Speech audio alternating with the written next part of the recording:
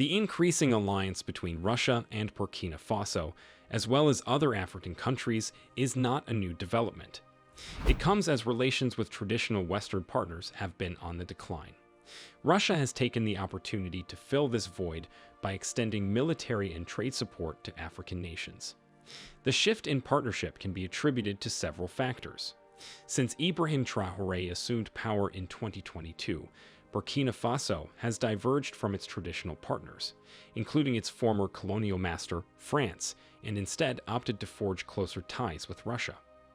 Russia, in turn, has shown eagerness in solidifying this partnership by offering military training and equipment to aid Burkina Faso in combating insurgency and addressing security challenges within the country.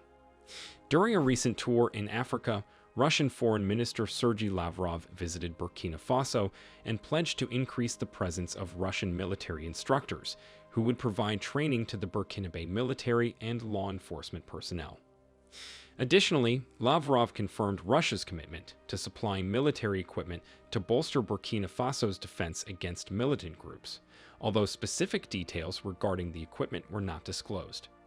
Speaking at a news conference, Lavrov emphasized that the number of Russian instructors working in the country will increase, thereby underscoring Russia's dedication to the partnership. The partnership between Russia and Burkina Faso offers mutual benefits. Burkina Faso gains access to military training, equipment, and support necessary to combat insurgency and enhance its security capabilities. Russia, on the other hand, expands its influence and presence in Africa, filling the void left by declining Western partnerships. This alliance also opens up avenues for trade and economic cooperation between the two nations. Overall, the evolving partnership between Russia and Burkina Faso reflects a changing geopolitical landscape and the pursuit of shared interests in security and economic development. We have provided and will continue to provide Burkina Faso with military equipment to enhance its defense capabilities and eradicate the remaining terrorist groups, stated the Russian Foreign Minister Sergei Lavrov. He also commended Burkina Faso for its objective and fair stance on the conflict in Ukraine. Furthermore, Lavrov expressed Russia's readiness to support the just cause of Africans who strive to liberate themselves from neo-colonial influences. This demonstrates Russia's eagerness to deepen its collaboration with Burkina Faso. The question arises, why is Russia seeking to foster its relationship with Burkina Faso and the African continent as a whole?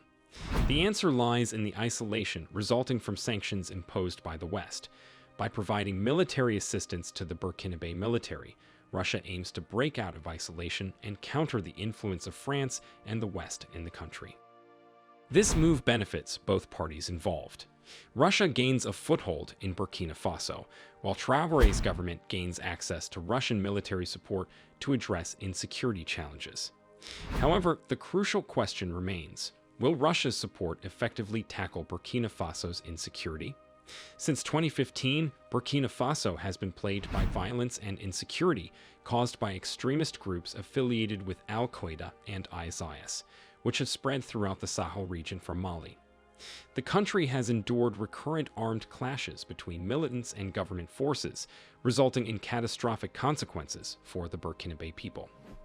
The humanitarian crisis in Burkina Faso has resulted in the loss of thousands of lives and the displacement of millions, leaving families stranded in overcrowded camps without access to food, clean water, and healthcare facilities. Surprisingly, the presence of French troops, supposedly aimed at combating insecurity, coincided with a steady increase in insecurity and jihadist attacks, ultimately branding Burkina Faso as one of the most perilous countries to visit in Africa. The question arises, what was France doing to alleviate the situation? Regrettably, it appeared that France was doing nothing. Frustrated with the handling of the crisis by the previous government and the French military's ineffectiveness, Captain Traore emerged on the scene after a coup in 2022, vowing to eradicate the country's insecurity crisis. Traore, prioritizing the urgent need to address the insecurity, openly criticized the French military's failure to combat the insurgency. Amidst the growing anti-French sentiment, he took measures to reduce France's influence and presence within the country. In January 2023, Traore terminated the military agreement that allowed France to maintain its presence and expel them from the country. Subsequently, he began seeking new non-Western partners, including Russia, Turkey, China, and Iran. While it remains unclear whether Russia will effectively assist Burkina Faso in tackling the crisis, it is undoubtedly a better alternative than relying on France and the West, who have been present in the country for years without achieving significant results. The decision to turn towards Russia and other non-Western partners is based on the pursuit of a win-win partnership and mutual benefits. This recent trend reflects a reversal of the dynamics in African relations with the West. Let's examine the situation regarding the Niger-US relationship. Following the coup in Niger and the expulsion of French forces, the military government of Niger chose not to respond when the US suspended aid and defense cooperation with them. Despite the US government's suspension, the Nigerian government allowed defense cooperation between Niger and the United States to continue. However, when Niger began discussing military cooperation with Russia, the US suddenly decided to engage in a meeting with the Nigerian government to discuss the way forward. Rather than focusing on finding ways to resume the self-imposed suspension, the US introduced a condition for the resumption of defense cooperation with Niger: the termination of any partnership between Niger and Russia. This situation highlights a sense of superiority complex. It is perplexing that the US, which has not actively contributed to solving Niger's problems, would demand that Niger sever ties with a potential partner that they believe could assist them. No one has the authority to dictate whom the United States should partner with, so why should they have the right to dictate whom African countries should collaborate with? The West seems to forget that Africa is no longer a continent comprised solely of colonies, but rather a continent with sovereign and independent nations.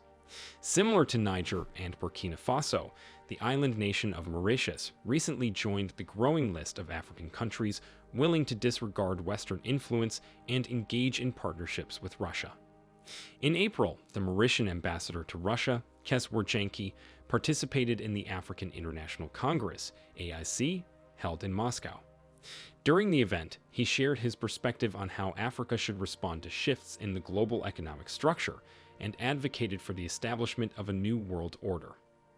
Following the meeting, the ambassador openly shared with the media how Russia's efforts have contributed to the economic growth of his country, emphasizing Russia's increasing significance as a key player in the ever-changing global landscape.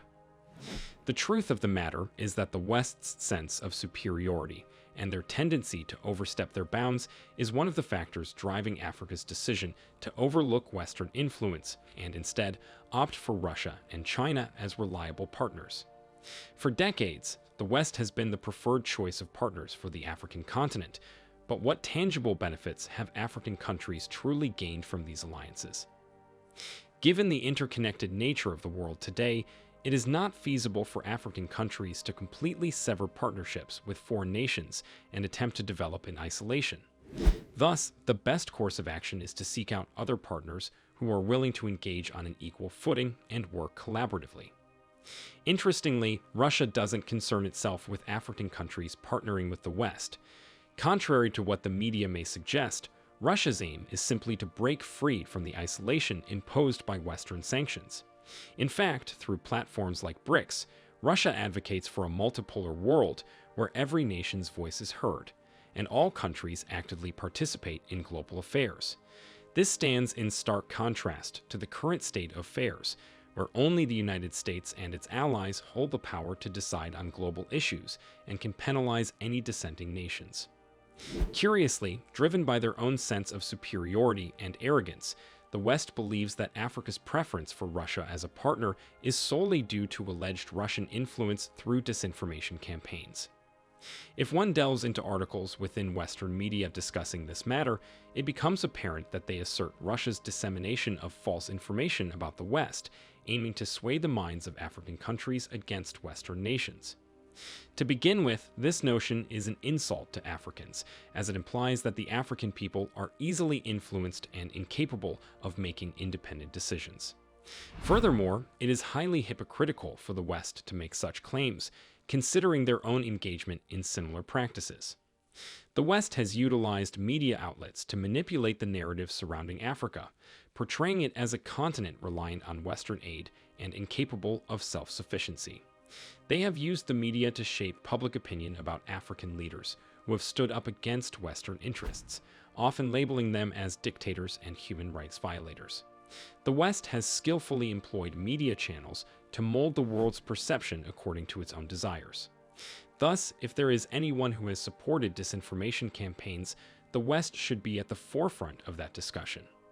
The truth is, following the US sanctions imposed on Russia for its actions in Ukraine, African countries have come to realize that the West is not a steadfast ally and can turn against them at any moment.